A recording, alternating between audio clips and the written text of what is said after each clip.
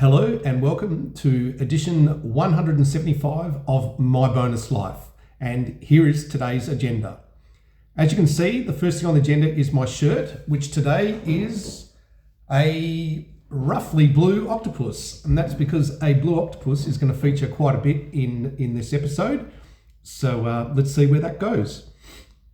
Next thing on the agenda is back scratches. So of the 20 back scratches, 17 have been delivered to their final destination, and 3 are in the continental US and are on their way to their final people. So that project is coming to an end. The only thing sort of left is to get some happy photos from the remaining people, if they want to give them, and some people don't, and that's fine, and show them to you. So that's going well. I did get paid out for the insurance on back scratcher 14, and I just want to give you a tip because in retrospect there's a little trick that I'm going to use in the future, and that is on the customs declaration it asks you to declare the value of the goods, but there's no penalty for saying anywhere between $1 and $100. My advice to you for Australian people, always write $100, because when you make the insurance claim, what they pay you out is whatever you've declared plus the cost of the postage. So I ended up getting $58 because the postage was $28 and I must have declared the value at $30. Just as a tip there, always just declare it as $100. It's not like the person at the other end actually has to pay any import duties or anything under $100. So just declare 100. That's my tip there. That's fine. Now, coasters going well for Noel. He had 7 available to the public. 5 have already been claimed. There are 2 left. So if you would like one of those 2 remaining coaster sets, please do go over to Noel's site, donate $100 Australian dollars or more, and just put your hand up for the coasters, and Noel will send them to you. As an indication, $100 Australian dollars is currently about $68 US. Not that long ago, it was about $60 US, but the Australian dollar has been going strong relative to the US just recently. So there you go. Okay, blue octopus. So let me take you through. Let me give you the background first. So Nicole Hanusek, who's an artist in San Francisco, sent me 2 pictures, unframed pictures of 2 octopuses, one was blue and one was orange. Now, the orange one I framed some time ago, and the blue one, just other projects had got in the way, and I sent off on eBay to get some abalone shell rings, and that took a while to arrive, and it just sort of got on the back burner for a while, but I have now finished the blue octopus. So let's have a look at the progress photos, and I'll take you through it. So here's the first one, and in this one you can see I'm just placing the abalone rings where I'm roughly thinking they're going to be, and I was roughing out where the ends of the tentacles would go on the frame. Then on the next one, I'd used a cylinder burring tool to carve out where the octopus rings, the abalone shells, were going to go. And I'd got a blue that I thought would be the blue of the octopus legs, but it turned out to be too deeply blue. So as you can see in the next photo, I then went over the top of that blue with a white, and you can see that I've rough rendered it. You can see that I've roughed it up with sandpaper to give it that distressed look. And then in the next one, you can see that I've then realized the blue that I had was actually better as a background blue. So I inverted the whole color scheme and put the dark blue as the background, and I then used a combination of that blue and white, and I used a little tiny burring tool on a Dremel tool to pit out where those legs would go, and that's how that started to look. And that you can see there, that reflection is because I had the plastic sleeve on it. So in the next photo, you can see that I've taken the plastic sleeve off, and you can also see that I've re-distressed the blue, because I wanted to give it a look like we were in like a beach hut, like a beach house, and it had been made out of driftwood or something like that, because I wanted to get that feeling of being at the ocean. So I distressed it. and put the abalone shell into its recesses. And there's a close-up of the abalone shell in the recesses. So they're absolutely beautiful. I'm really, really happy with how that turned out. And then there's a wide photo of me a couple of days ago when I still had a mustache with the finished blue octopus. So that's how it looks on the wall. And there's another one of me further back. And there's the two of them. So there's orange octopus and blue octopus. And me with both of them. So that's how that turned out. It was really, really enjoyable. Nicole has said she's really thrilled with how they've turned out for me, and she's actually asked my permission to put them in a newsletter for her, and I've given my permission. So Nicole, you're most welcome to those photos. Thank you so much for the gift of them. I really, really did enjoy receiving them, and I enjoyed building the frames for them and getting in touch, I guess, with my artistic side as well. So it's building a frame is quite a mechanical thing, but then to extend the tentacles into the frame was more my artistic side, and that was quite a joy to get involved with. So genuinely, just thank you very much. That was really, really nice. Now let's talk about my sore left knee. So I started off wearing a knee brace, and that did help. That was good. Then I went and got a cortisone injection, and that helped a lot. They actually get you to do a pain score before, 1 day after, and then 7 days after. And I went from 5 out of 5 pain to 2 out of 5 the day after, and 2 out of 5 1 week later. So as you can tell, it hasn't completely removed my pain. And a little later on, well, we're actually about to do it, I'll explain why. So this morning, only an hour ago, I went and had an orthopedic consult. I want to shout this guy out because he did a really great job. If you're in Perth and you need any orthopedic needs, I went to I think it's the Perth Orthopedic Service Centre. It's POSC. I'll put the details down below. The surgeon I saw was Dr. Raj Gujaratni. He's Sinhalese. And I only know one word in Sinhalese, which is Ayubawan, which means, it's a really lovely word. It means, it's almost as if my spirit sees the life force within you. It's a really, really spiritual thing to say. So if you see Raj Gujaratni, say Ayubawan, you'll blow his mind. So he looked at my MRIs and he just explained everything to me. So I'll just pop it up on the screen here. I'll probably make it full screen so that I'll wipe my face out just so that you can see the whole thing. Now, I looked at these images before I went because I know a bit about MRIs and I couldn't really pick the problem, but that's the thing. You go and see a specialist and they know exactly what's going on. And he said, okay, Paul, the first thing you can notice here is bone bruising. So you can see here on the medial tibial plateau, so that's, it's where that arrow is, that's bone bruising. So you can see where the density of the bone has increased. It's become more dense. And the reason it's done that is because it's receiving more force through that part of the knee, which is the medial side, than it is on the other side, which is the lateral side. So my bone has bruised, and the response to that is the bone is trying to increase its density to deal with that. And he said, doesn't always happen, but it has very clearly happened in your case. And basically, that's the red screaming flag to look in that area.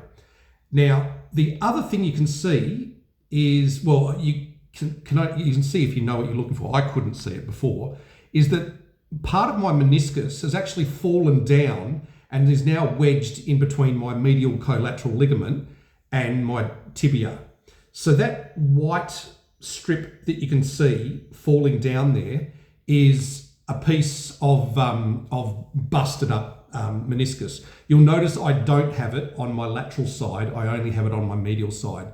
So that's some damaged tissue. And if you imagine you've got your knee joint and you've got this ligament running between the top and bottom part of the knee, I've got this little piece of broken meniscus tissue stuck in between them. And as I'm articulating my knee, it's rubbing on that and that's hurting. And I absolutely promise you that is the exact pinpoint of my remaining pain. is on the medial side of my tibial plateau. So just below what you would call my knee joint, on the inside side. That's the only part of my knee that still hurts. And he says, yeah, that's completely explainable. I can see why it would hurt there. It's that thing there. And what he explained to me was that either it will get worn away because it's in between two pieces of mechanical structure and it's a piece of damaged tissue. So it may just get worn away and the pain will go away, or it might flip up because actually it's fallen down and out of the joint. It might flip up, in which case there is a bit of space there for it and it will stop hurting, or it won't go away. So what he said was, he's making an appointment for me 6 to 8 weeks in the future. He said, if the pain goes away, just cancel the appointment because what has troubled you has fixed itself and basically that's fine. He said, you only ever get one cortisone injection. I have heard of people that get multiple cortisone injections. He says he doesn't think that's the correct thing to do. The correct thing to do is to get one cortisone injection, which takes away the pain. And what that does is it gives enough time for the busted up parts of meniscus to either repair and join back together or be rubbed away. But in either of those cases, it should resolve one way or the other that the dead pieces of tissue are gone.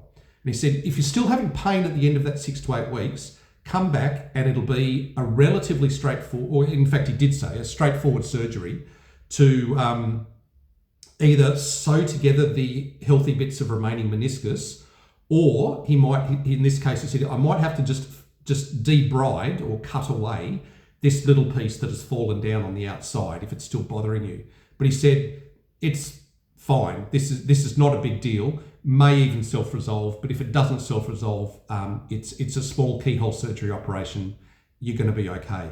So that was a real relief to me because I'd describe that my major hurdle in life at the moment is pain management, and having my knee hurting on top of my feet hurting on top of my back hurting on top of my abdomen periodically hurting, it was just pain on top of pain on top of pain, and it really wears you out. I know a lot of the people watching this channel do suffer from chronic pain, and I know that I don't need to explain it to you, you understand.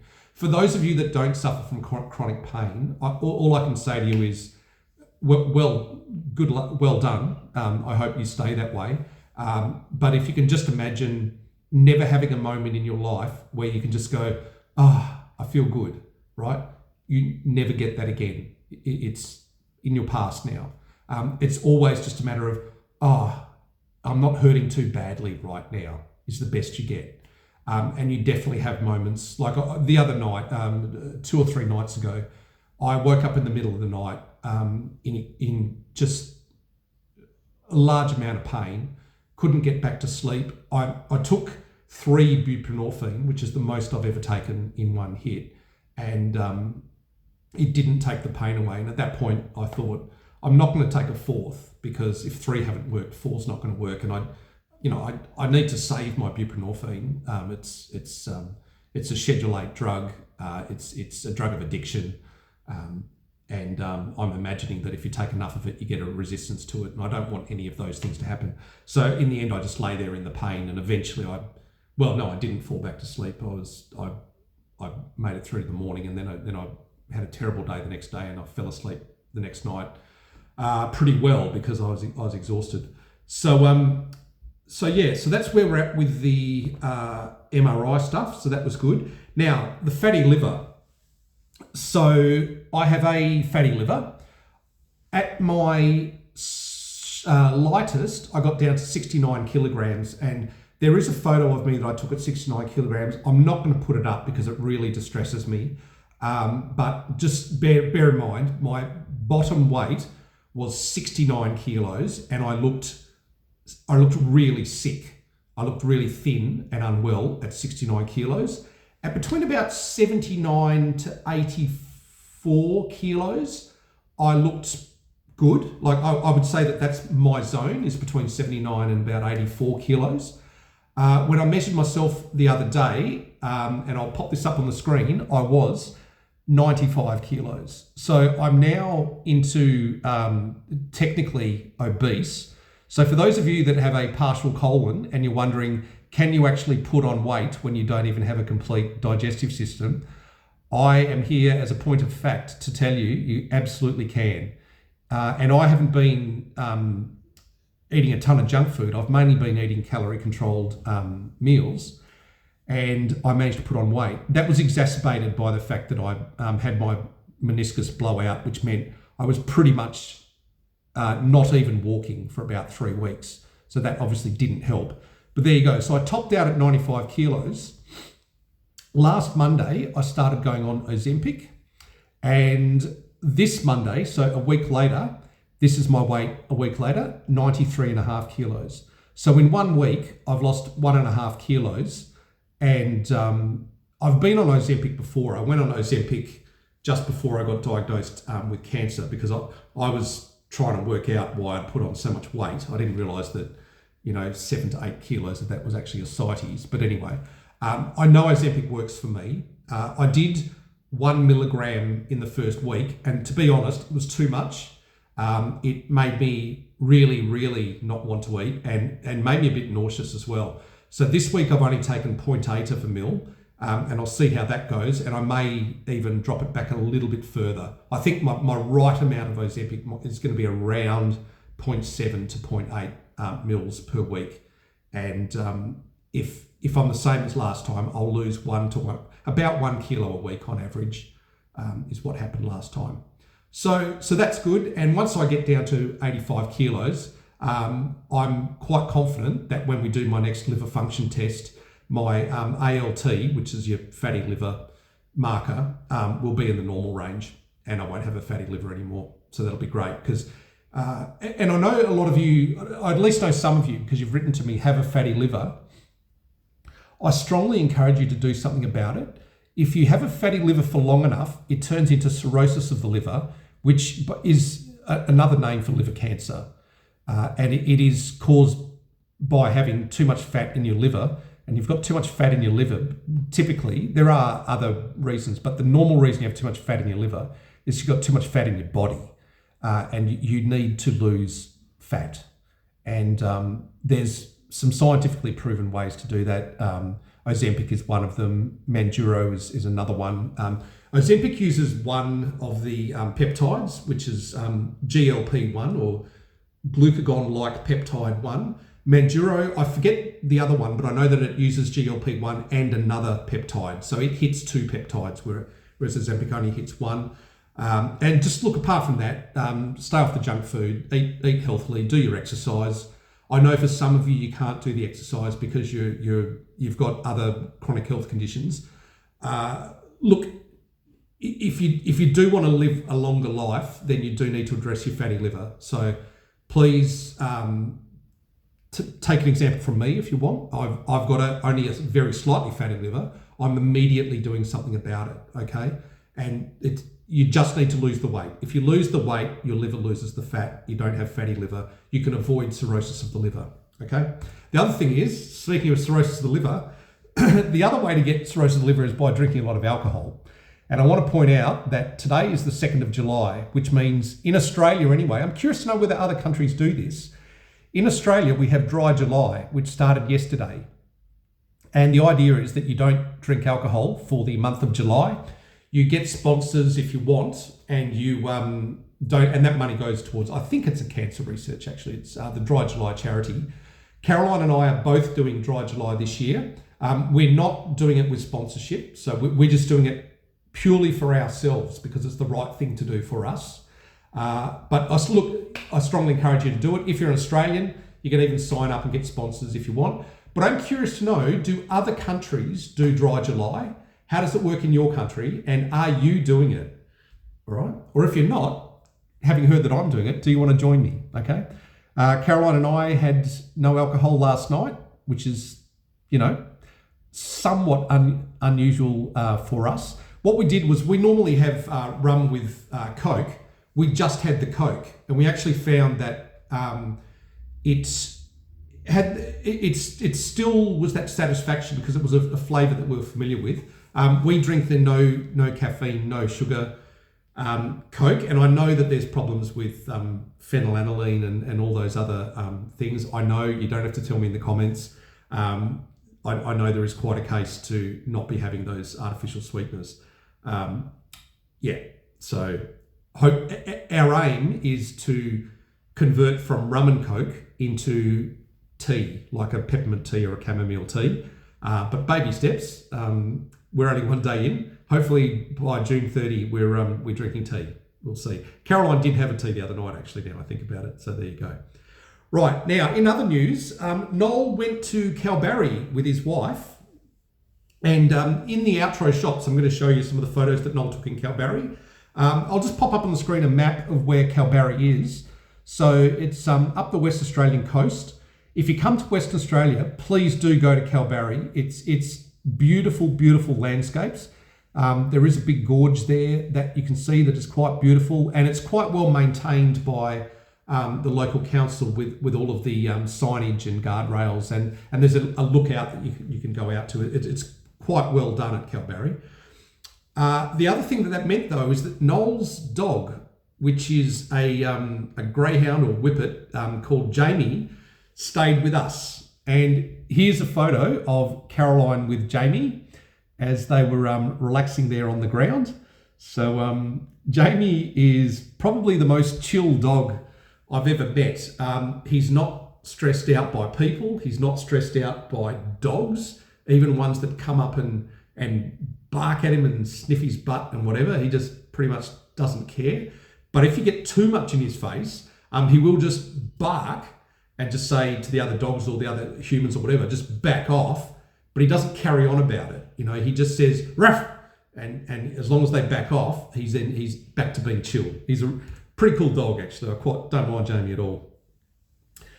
Now, to close, I'm going to show you some photos, various photos. Black swans. So Perth has a river going through it called the Swan River. So called because when the Europeans first arrived, it was full of black swans, whereas the Europeans had only ever seen white swans at that time. And Caroline and I were walking down there the other day, and we came across a pair, because they're always in pairs, a mated pair of black swans. So we took some photos of them, so you'll see those in the outro. You'll also see Noel's photos from Kalbarri, but I promise you, Noel's just captured a tiny bit of how beautiful Kalbarri is. You really do want to go there.